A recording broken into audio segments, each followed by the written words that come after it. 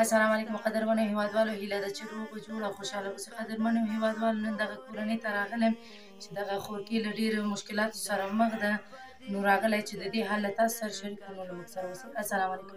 وعلیکم السلام. څنګه یې؟ شکر دی خو جان، ته خپله ښه یې؟ ماشومان دې ښه دي؟ شکر دی الحمدلله. څنګه یې ګرمۍ سره؟ والله دغه دی ناست یې، نو کوټه د بار سوری چې شی نشي رسېدلی، کوټه کې ماشومان تړپېږي ناست دي.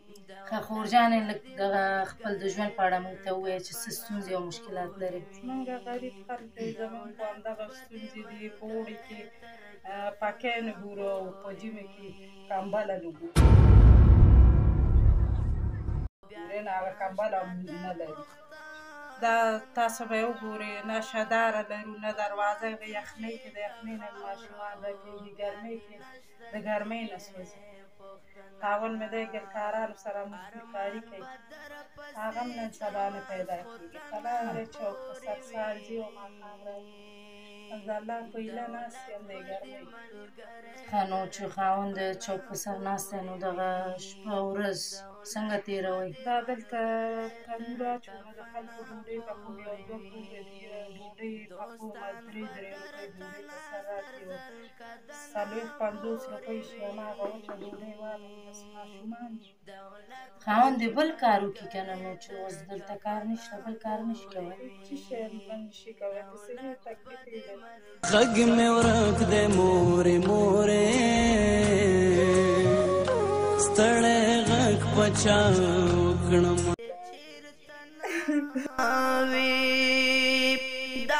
خیر ده خورجانې، مه ژاړه. د سینې تکلیف لري؟ تکلیف یې دی، ډاکټرانو د دې سینې نه کوي.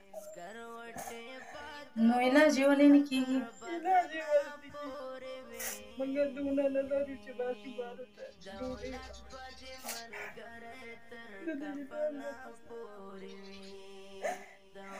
خیر ده، مه ژاړئ، الله مهربان دی.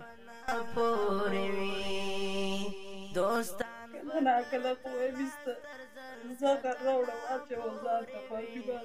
نه الله دې نه کړي، الله دې نه کړي. بیا چې ماشومان ته ګورو په سترګو کې ارمان وي، هغه مرګ ته هم نه پرېږدي. مه ژاړئ، داسې مه وایه، بیا الله درنه ناراضه کېږي. خیر دی، الله مهربان دی. دا غریب خو په ټول افغانستان دی. نو چې په څلور اندازه دي دغلته مرسته راځي، زمونږ څوک دروازه نه کوي، هغه مرسته څوک نه راکوي. بس د الله هیلې ته ناست.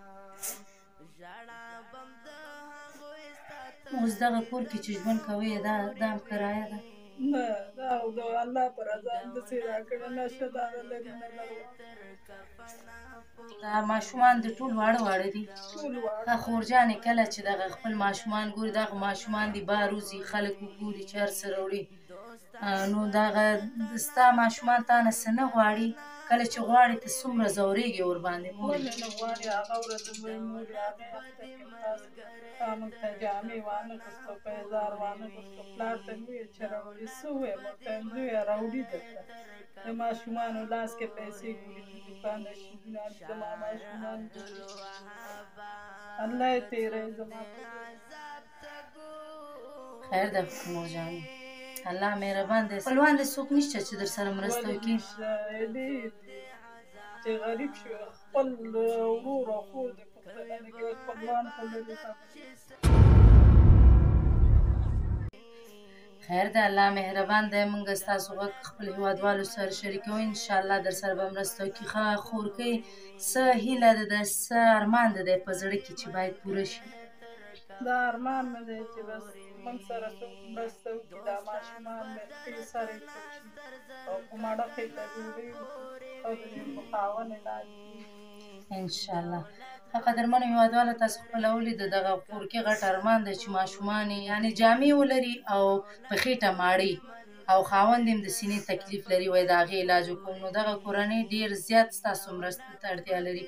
نو هیله کوم چې له دې خورکۍ سره مرسته وکړي. نو که چېرې غواړې مرسته وکړي، نو زما د وټساپ شمېره ده 080894280. د لیدو څخه